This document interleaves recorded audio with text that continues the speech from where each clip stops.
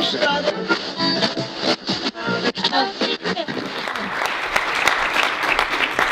and foremost, I'd like to start out by congratulating you guys. First on taking the step to better your future. You realized about 7 months back that you wanted more out of your career, whether it was academically, athletically, whatever sport that you're in, but you took the steps forward. You've gone through 3 quarters now. You still got to finish. You know, the lights, it's at the end of the tunnel. They're about a month away. You're almost there, but you guys have been through a lot of adversity, a lot of challenges so far. Everyone's got a different story of their experience so far at BA, but you guys have all done a great job thus far. But finish strong. Finish what you start. That's a big part of the experience in becoming a man as well. So open up a little exercise, get you guys up, get you guys going. Some of you might have woken up at 9:59 in 10 seconds just to get here on time, and I appreciate that. I want everyone to stand up real quick, stand up. Stand up. Now we're gonna have a massive slow clap going on right now, just to get everyone going and be pumped. When you get to the point where you can't clap those hands any faster, I want you to high five everyone in and around you, to your left, to your right, behind you. Not to run through the aisles and go crazy. I want you to congratulate each other, and in that way, thank that brother here to your right and left for helping you get through this experience so far, because it's not easy. It's not easy, and he's been there for you, whether you're aware of it or not. So we'll start out nice and slow. Here we go.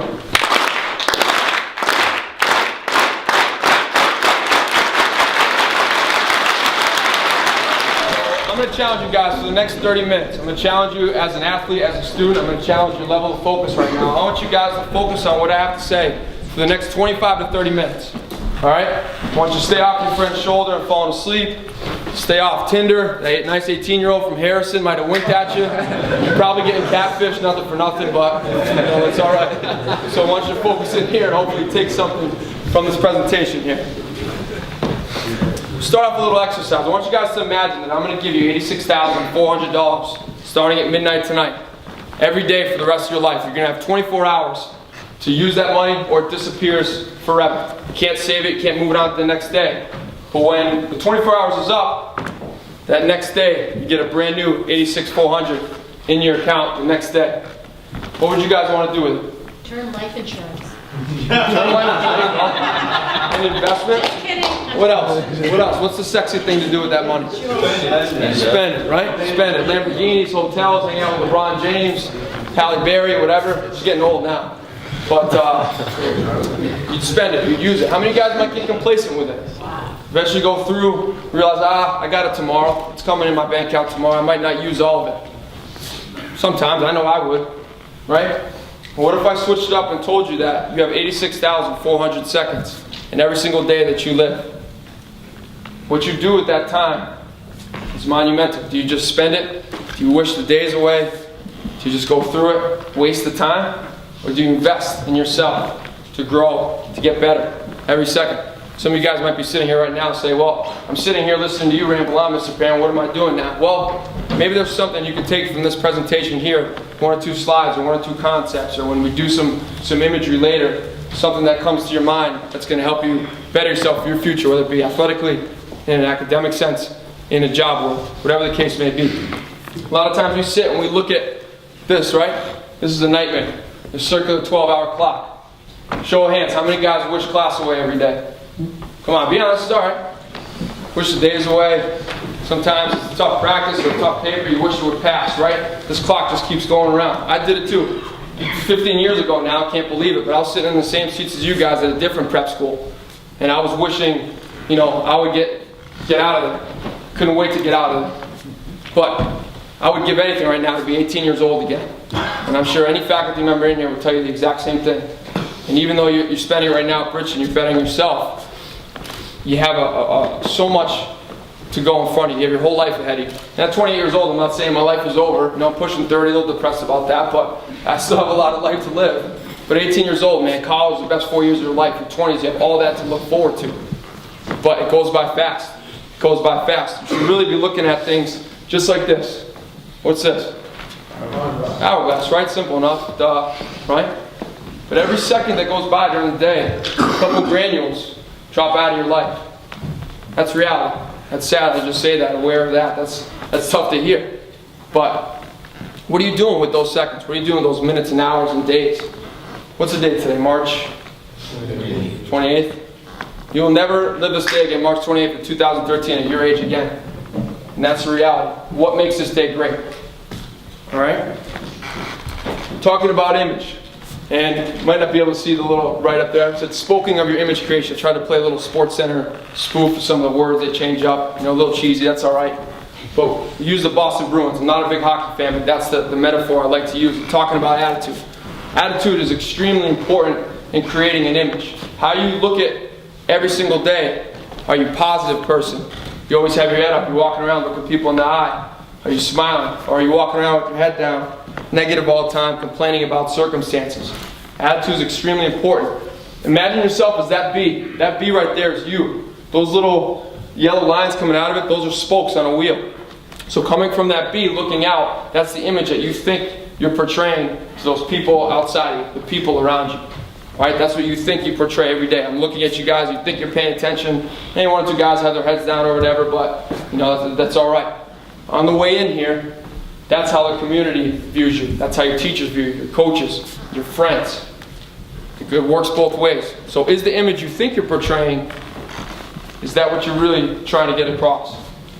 Well, how people perceive you is the reality, because that's the world that you have to live in. So even though you think you might be going one way, if you're not willing to change and rework that, go through life with a positive attitude, you're not gonna get what you want out of it. No one wants to be around a negative person. You guys don't like it. You go to a party or a game, or you're on the field, someone turns negative, things start to go wrong. The weak people mentally start to buy into that. A lot about attitude too is patience.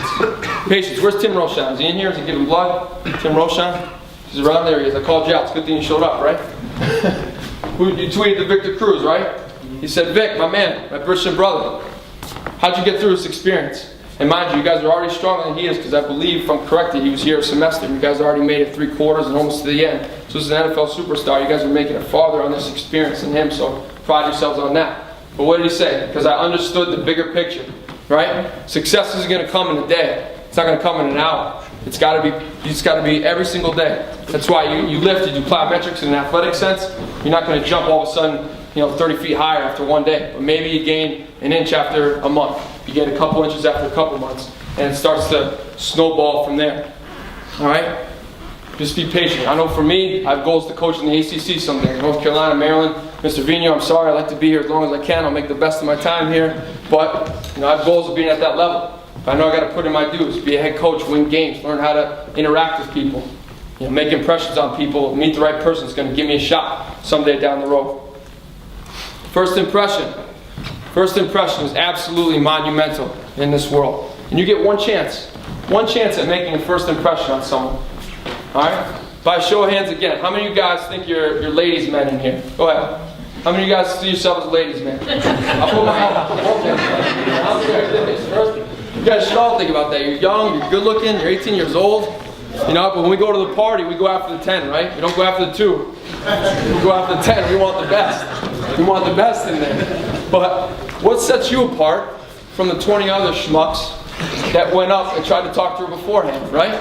You gotta say something to her. You gotta make some joke, something that makes her feel good about herself, that she's gonna want to give you a call, after the fact.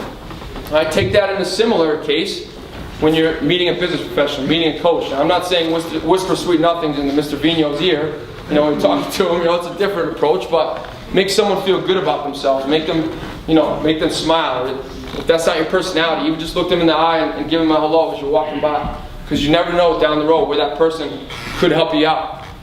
I'll never forget this past summer, my uncle owns a multi-million-dollar liquor store. I know I got it pretty tough. I don't see any of that money, but he once in a while, some of the beer vending companies will give us some amenities, like tickets to some pro-ams or Celtics games, whatever the case is. And this summer, we went to Foxwoods Golf Course and we played a golf tournament with the Gronkowskis and some Bruins players, Sean Thornton, Clay Buchholz, all those guys.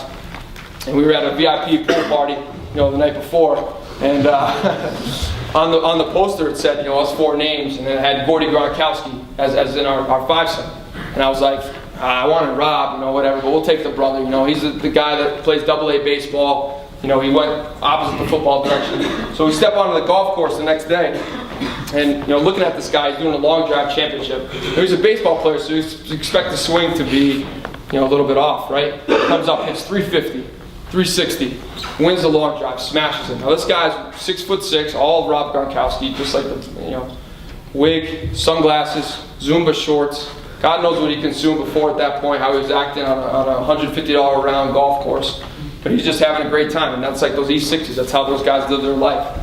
Comes over to our golf cart. My cousin and I are a little bit nervous. Obviously, we're in the presence of stars. Shakes my hand. Shake his hand, still a little nervous. But he steps up to the first tee, and we're all together. And I stand there, and I'm in my knickers, thinking I'm all cool on my golf club. And I go, "Hey, Gordy, you better not hit this like a bleeping bleep." And I said other choice words for Sally. Added some other swear words in there. And he turned around. I thought he was going to bash me in the face with his golf club. And I looked at my cousin. It was one of those, you want to take that back? And he's looking at me like shaking his head. But all of a sudden, he gave me this huge smile, and this open mouth smile. He came over and he gave me a big high five and a chest bump. And the rest of the day, it was absolutely crazy. He called his brother Rob 3 holes later, said, "I bet you're working with a bunch of stiffs. I got a cool group. Come over here." So Rob Gronkowski comes over, hangs out with us for 4 or 5 holes. I sink a big putt. Rob comes over and chest bump me. I fall right to the ground, frail me right back. And Chris Gronkowski came down the hill. He ran over one of the guys in our foursome with the golf cart into the sand trap, like just acting like crazy guys. And then that night we went to the VIP party, and then in the fall they invited me to the Broncos game. And long story short, that's a friend that I'll always have. Just because I try to kind of step out of my comfort zone and say something that's maybe not always approved. I'm not telling you guys to go and swear at someone when you first meet them, but you make them laugh and you make them feel good about themselves. That's important. Communication, interaction obviously plays into that. That's an important piece. You have to be able to effectively sell yourself, be able to interact with people. Mr. Vino, when I went in my interview, he didn't hire a Microsoft Word document. Maybe like the UMass experience, the professional experience, the fact that I was fresh off a plane from China, whatever the case was. But I was able to sell myself enough to allow him to trust me to educate the guys that I coach and the 18-year-old minds that I coach. And I value that. But, when you guys progress, into the real world, into your coaches, and into your colleges, I'm going to give you a couple tips of advice here. I know a lot of you guys step out of your comfort zone. You go into class, right? And you go into class maybe 1 of 2 ways. You walk in on your first day of college, and there's the people that do this, kind of sneak in, right? Don't anyone see them, they go in the back. And then there's a couple guys that maybe pull this out, and they come in the back, shades, come in right away. They just hang out and listen, right? One or the other. Well, I challenge you guys, first day of class, to walk right in and shake your teacher's hand. Shake your teacher's hand and say, "I'm happy to be here. Where are you from? I'm pumped to learn about this. Here's where I'm from." I guarantee, a lot of you guys will look at it like, I'm not doing that. But the few of you will. That might be the difference between a C and a B and an A. Same thing when you're interacting with your coaches. I see it on my guys all the time. I try to talk to them about it. They're sitting there, when I'm talking, they're like this. This means, Coach, I got things going on. I already know what you're talking about. Right? Or like this. I'm closed off. I don't want any advice, any information. I know what I'm doing. I'm the best football player you've ever seen. I don't need your advice. Right? Again, I would love to see you guys at the next level. Right here, when the coach is talking to you. Or you're hearing a presentation from someone, whatever the case is. And I'm not saying walk around like a stiff all day, every day. But when you bring it in for 30 seconds to a minute in the middle of practice, look them in the eye. Put your hands on your back. Stick your chest out. Be engaged. That's going to put you ahead of any freshman that's there. I guarantee even the seniors that have been there haven't had the proper tutoring and training. I learned even this in the pros. I was the same way going through college and originally like this, disrespecting to one of my teammates, whacked me in the arm and said, "You hold it like this." And you respect that coach and his knowledge and where he's been. So that's an important piece is body language and communication. Decision making. Arguably, the most important part of creating an image, including the attitude, the communication, the first impression. But every day you're shaped by the decisions you make. And not even as big or not, or deviant decisions, but even, do I bring a positive attitude today? Do I try to be a leader? Do I step out, of my comfort zone sometimes? My teammates are down, even as a freshman, step out and lead. How's my character? How am I going to present myself every day? Decisions you make are monumental. And it takes a lifetime to create a positive image, as you guys know. You guys created an image throughout the year here, and it's taken a long time. And you guys have created an image for 18 years of your life, of how people view you, like we talked about before, the spokes on the wheel, how people view you in your community here, wherever. And it only takes one instant, one lack of judgment to turn that negative and be known for something different. Who knows who this is? Lance, right? Right now, this moment, on this day, what do you guys think when you think of Lance Armstrong? Scumbag. That's harsh, but all right. What else? Cancer. What's that? Cancer. Hamso, yeah? Cancer, I'm sorry. Cancer's a big piece, yeah? Couldn't hear that. The mic was, Well, I'll tell you what I think of it, guys. A little bit of a fraud, right? A little bit of a cheater. Now that we find that out. All right, we've had the opportunity to live through both sides of it. But at the end of the day, this guy beat one of the most deadliest diseases our world knows. Testicular cancer that spread throughout his body. He beat that to win 7 times the Tour de France, which is one of the most grueling events in athletics you could possibly have. And it's an individual sport, so you can't have an off day. You have an off day, you fall back. You got basketball, soccer, football, you're having a bad day, your teammates pick you up. It's all on yourself. It's all mental. And he went through that, and I respect him greatly for that. But now the world sees him, especially the French, because I guess they just don't like Americans. Now the world sees him as a fraud, as a cheater. And his image will forever be changed that way. The soccer stadium in Kansas City, I guess they're taking off the Live Strong Park. This foundation he started for cancer, but because he was associated with cheating, they took that away from him. So that's something to think about there. My man, Chris Webber, right? Mr. Webb pumping the fist back there. How do we know Chris Webber, guys? What's the first thing that comes to mind? Call the timeout. Arguably, for you basketball players that argue with me later, arguably one of the best basketball players in the history of his time. He made one bad decision, had a mental breakdown, and forever his career was changed. At least how people viewed him. Now he's a great NBA player. He's an analyst now, does a great job. But 180 guys in a place in Maine associate the guy with a timeout. And obviously he didn't do anything necessarily deviant against the law, but he just had that one mental hiccup where now he's forever viewed differently. From Michigan, he hasn't even gone back to school. Hopefully his sake, Michigan wins the title this year, blows up everyone's bracket, and he can maybe be like a Bill Buckner and go back to school and enjoy his time there, even though it was short, a year or two, whatever it was. 2 years, I think. But that just goes to show, like I said, a positive image takes a long time to construct. Only one instant of mental weakness can ruin it. What does it mean to you? The strappy young gentlemen on the right are guys that were on the soccer team when I coached at Utica College. And my guys will know I don't do the Snapchats or the Facebooks or Twitter with guys that I coach now. I try to break that line obviously until after they graduate. But after I went to UMass, a bunch of those guys I friended, and one of the first things that came up on the old news feed was this picture. And of course you could tell, I know it's kind of hard to tell, you guys are distant, but Utica College soccer is blazing all over the guy's shirt while they're playing whatever it is, Edward Tape Hands, whatever the heck they're playing. You guys probably know this game already. Now think about that though, it's kind of funny, I don't think it is, but it's kind of funny. Think about if you're a recruit looking at that school. Say there's the straightest edge kid ever. He's a criminal justice guy, which that school is very well known for criminal justice. And he wants to go. He's an All-American. He'll be the best player in Division III. And they come across that picture. Or even you guys. You guys are serious athletes, and you're looking at Utica, and you see a picture like that. I don't know if those guys all look kind of miserable in that picture. I don't know if they're having fun or not. But I don't know what's cool about that. I don't think that's the coolest image to portray. And again, you guys have to make decisions for yourself. I'm not going to tell you right from wrong up here. But I just want you to become aware of people in the room that are snapping pictures. Of the pictures maybe that you take, maybe for yourself, that you're doing something like this or whatever you're doing within your teams. But be mindful, be conscious of what you're putting on the internet. Because you guys know, you can see absolutely anything. Absolutely anything on there.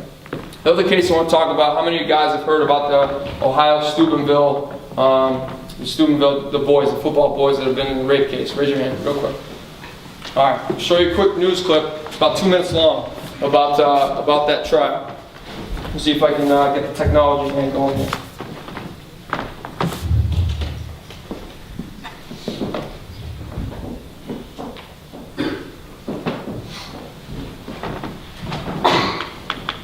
You know, as Judge Thomas Lips read the guilty verdict to those two Steubenville High School football players, he looked right into their eyes. Lips was not just sending a message to Malik Richmond and Trent Mays about the consequences of rape.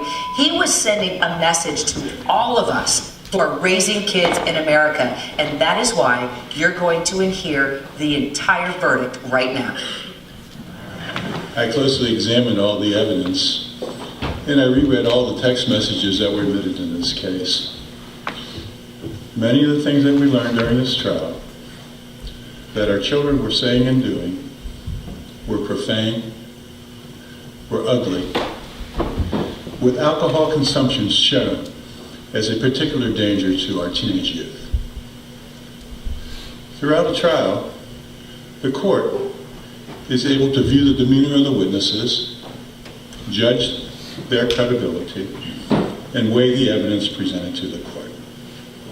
The court has done so in this case, and it is the court's decision that both of the defendants are hereby adjudicated delinquent beyond a reasonable doubt on all three counts as charged. For those of you who are not familiar with adjudications of delinquency in juvenile law, it's similar to a finding of guilty in the adult court. And not only will Malik and Trent be spending time in juvie, both will be required to register as sex offenders. Now, Malik Richmond and Trent Mays also got their say in court. Both young men apologized, but it was Malik who broke down and spoke directly to the victim and her family. I would like to apologize to you too. I had no intention to do anything like that. I'm sorry to put you guys through this. That is not.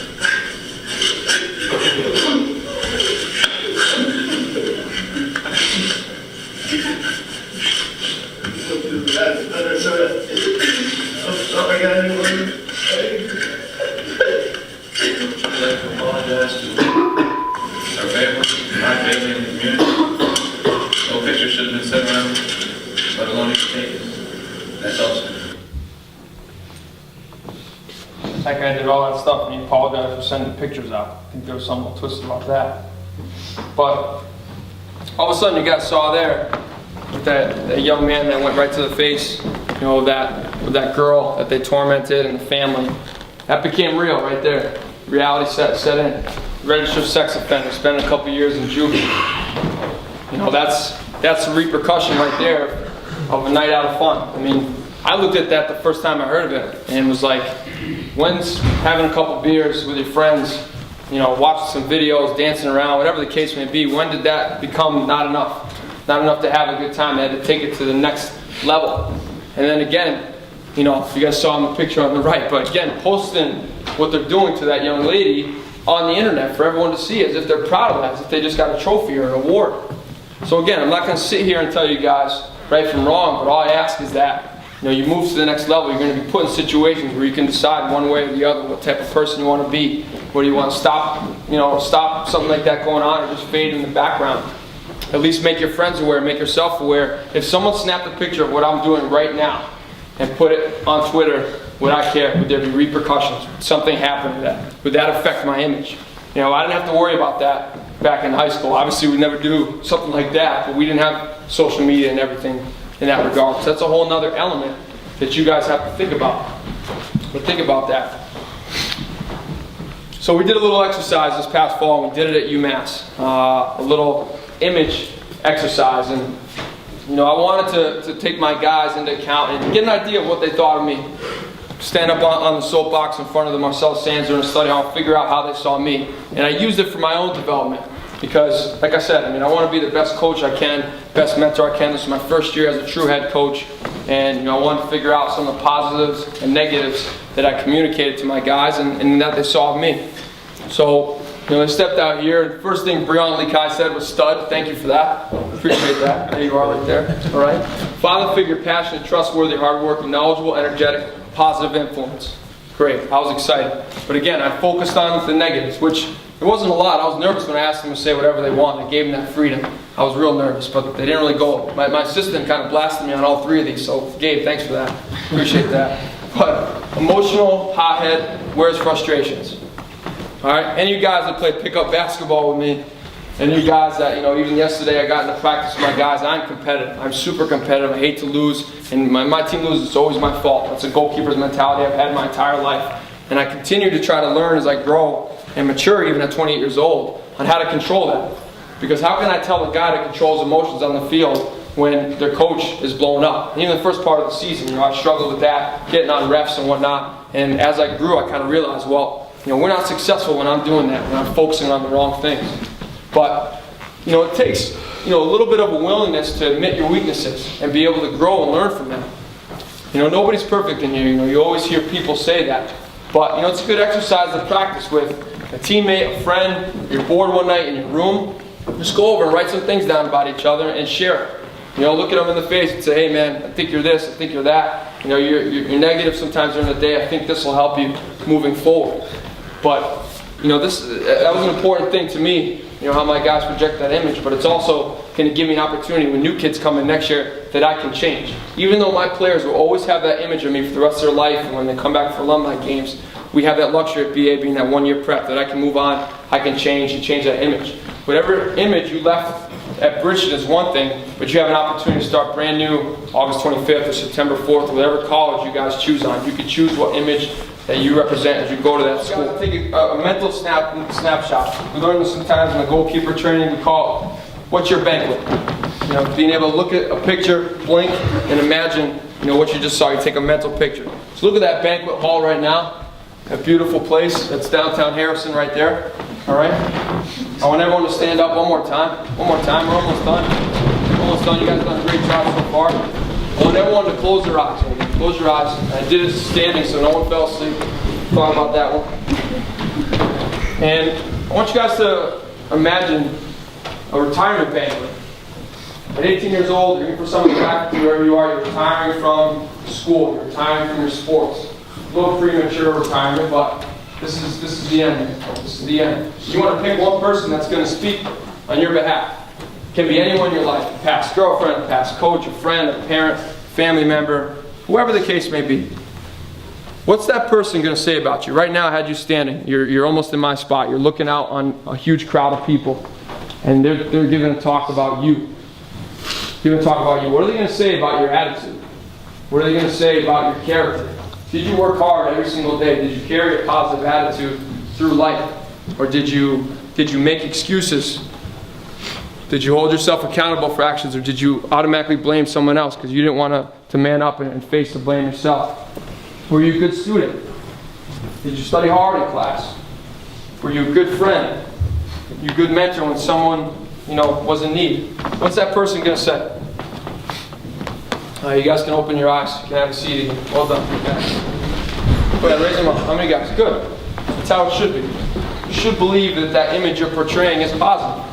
You're all good people. I've never had an issue with any one of you guys. But that's always good to really think that person's really honest, to say all the good and all the bad. What things might you be able to self-police? What things do you think you can change? Self-reflect, if anything. And that's why I say it's valuable to bring people in your life, whether it's a friend, a counselor, an advisor, even before the end of the year, ask them, what might I be able to work on to be better before I go to college? Maybe not as an athlete, you guys do that with your coaches already, but as a person, your character. Just some final thoughts here. Obviously, you get one chance at life. You get one chance to create an image. We talked about the hourglass metaphor earlier, and how every day, a little bit of granules, sap out and they leave. How are you looking to improve yourself every single day? Because you get one chance here to make yourself, one chance to be 18, 19, get through college. What's the image that you're gonna present when you get to that school as you go through the college? Make an impression on every person you meet. Your teachers, your friends, the girl example. You never know who you're gonna meet in an elevator someday. A friend, or maybe someone sitting to your right or left is gonna own a company someday. And he's gonna think back, man, I'd love to get a Bridgton guy because I know they can handle it. They're a little bit tougher. They've been through the adversity. I would love to hire that guy. Will he call you? Did you do enough in that regard? Just being yourself and stepping out, making him feel good about himself. Helping him out when he maybe had some trouble with something. Is he going to come back and give you that call? Maybe a teacher. Maybe if you had a tough time with a teacher here at some point. I say, what's your image, your legacy, how will your time at BA be viewed? In a month, it's hard to change what image you constructed here. But maybe you had a run-in with a teacher. You had an issue, or maybe with a friend. Be a man. Write that person a letter. Even one step further, go up and shake his hand, look him in the eye and say, hey, I made some mistakes while I was here, but I value everything you gave to me, all of your knowledge, because I know you were just trying not to be a pain in my backside. You were just trying to make me a better person. And leave that teacher feeling good about things, so if one of their colleagues someday gives him a call about you, they're going to say nothing but good things. They're not going to have negative things that they leave with. And lastly, change can happen. Change can happen. Sometimes they say, it's difficult. You have 18 years of habits in your life. They use it in a sporting sense. You have bad habits. It's tough to correct at 18 years old, but I think you can make a life change on every day. Feel blessed every morning that you wake up. I woke up at 7 o'clock this morning.